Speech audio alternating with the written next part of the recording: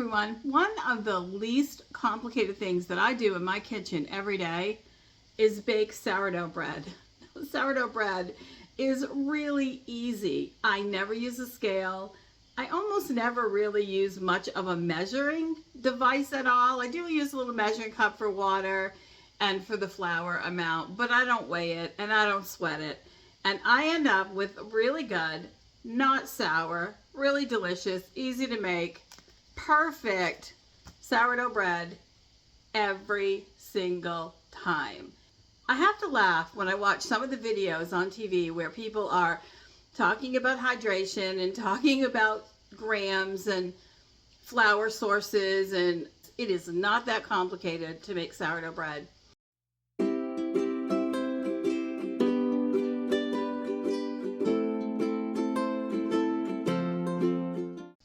Those who have watched me for more than a hot minute know that I do not overcomplicate things. I don't believe in drama, and I don't believe in trial and tribulation. I believe in getting it done, getting my family fed with quality ingredients, tasty food, just getting it done. I've got too much to do to worry about 46 grams or 54 grams or, I'm not doing all that. I don't have the time or the energy or the brain space or the interest in complicating anything in my life, let alone something as easy as sourdough bread. So let's just talk about it a little bit. First, we're going to cover how I feed my starter, because I just think that's really important too, because people are down there measuring the grams of water and flour, and oh my God, people. This is so easy. Let's do this, okay? Let's do this. Come on, let's go. Now, I keep 2 containers of sourdough starter. One is fed starter that I keep in my refrigerator at all times in case something happens to my working jar of starter. If I drop this, if somehow I leave the lid off and it gets a fruit fly in it, if somehow I forget to feed it and it gets mold in it, whatever. I keep a working starter on my counter, and I keep a refrigerator safety net. That's what this one's for. I just fed it. The colors are slightly different because this has whole wheat flour in it. I just find that whole wheat flour, it really keeps the starter going longer, and it's better fed when it's in my fridge. But this is my working sourdough starter jar. Sourdough starter. I need to feed mine. I'm going to show you how I do that.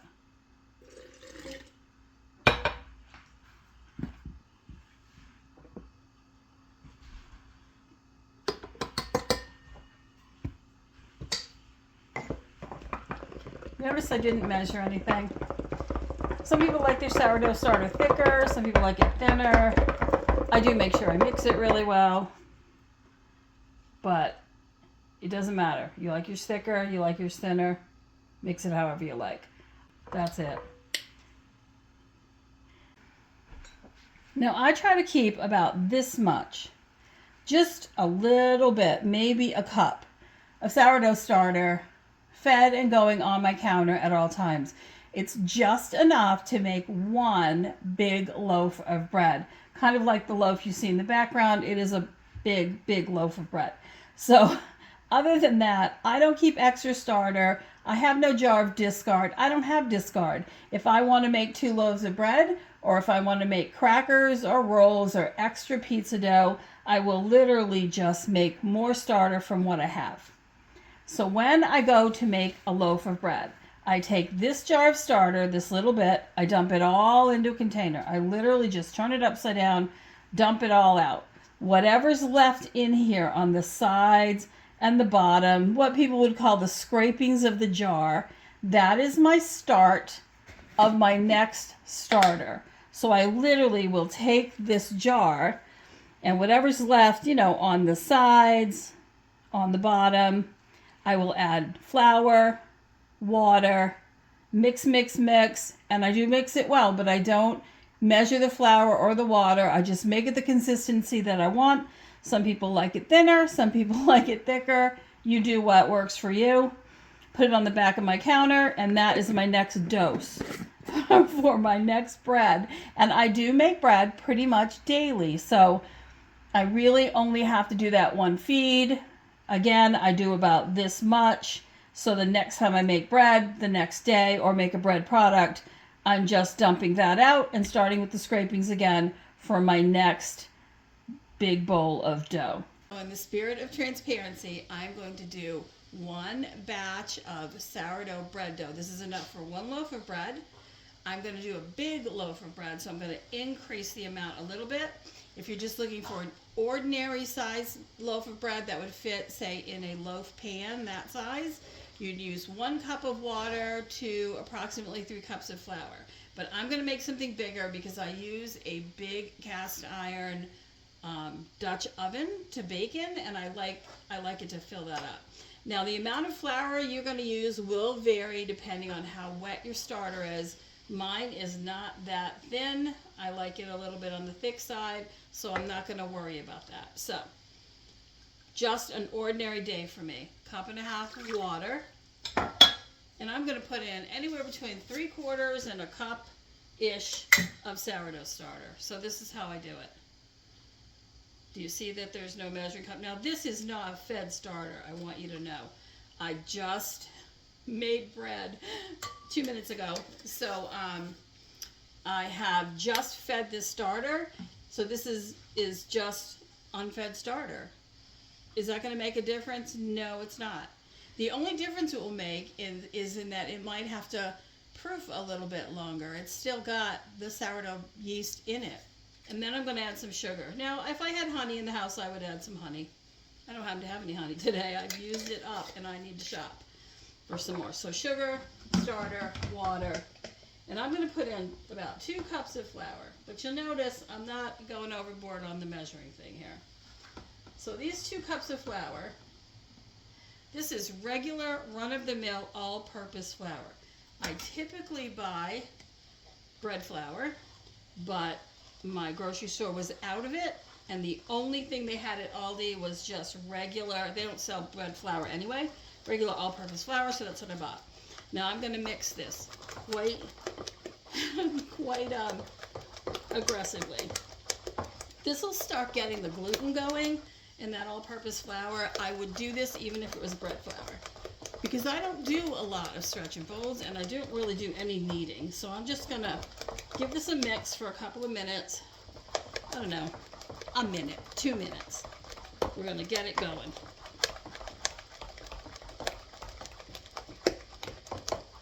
And I'm not going to turn the camera off because I want you to see real time how this works for me.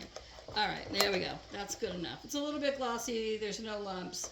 It's a little bit stringy. You can see that. That's good enough. So I owe this 2 more cups of flour. I'm just going to, you notice I'm not measuring the weight. I'm not measuring it off. I don't care about any of that. I'm just, however it lands in my container is how it lands.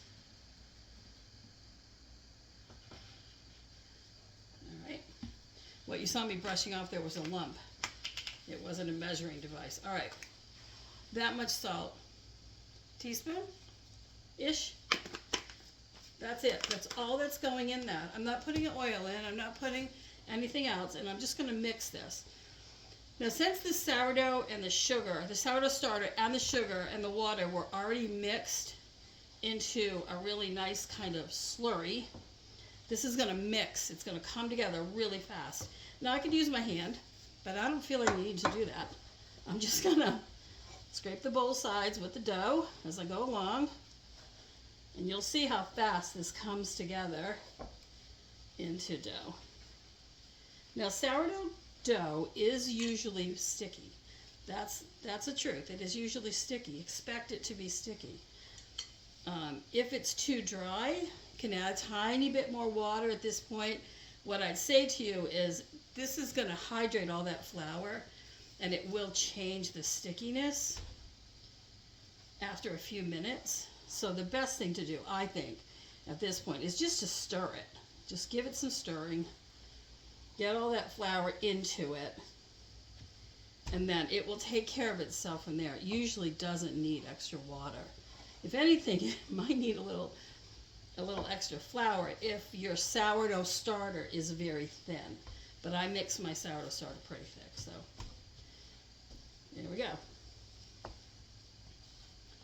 I take this opportunity to clean off the sides of my bowl. Makes it easier to wash later.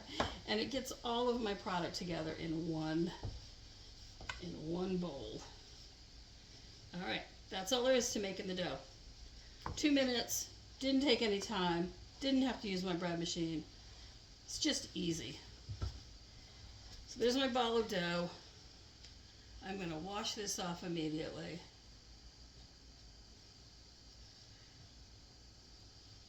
I'm going to cover this with a plastic shower cap and a towel, and I'm going to ignore it, pretty much just ignore this for the rest of my day. Now I might come back a couple of times and do a stretch and fold on it.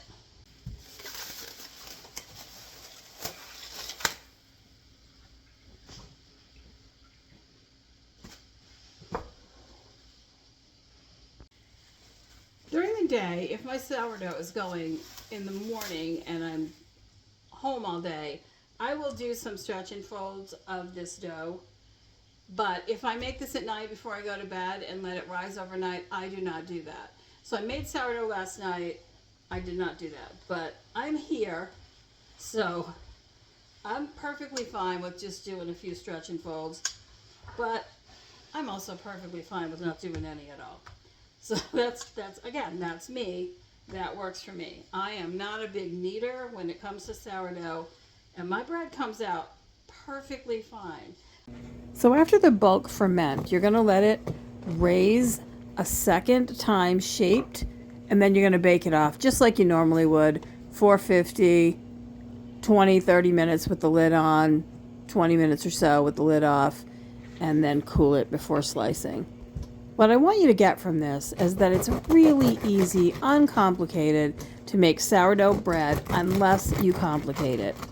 It's easy to make everyday, utilitarian, delicious sourdough bread for your family without a lot of effort and without a lot of stress.